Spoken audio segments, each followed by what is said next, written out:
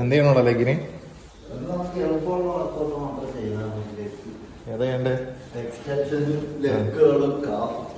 മതിയാ ചേട്ടാ മതി. അത് മതി. അപ്പൊ ഗൈസ് ലെഗ് എക്സ്റ്റൻഷനും ലെഗ് കേൾ പഠിച്ച് വീട്ടിൽ പോകാൻ വന്ന ഒരു ആളാണ് കിടക്കുന്നത് ഗൈസ്.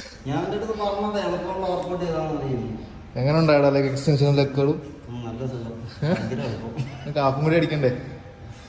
ഓർമ്മിപ്പിക്കല്ലേ സഹോദര. Come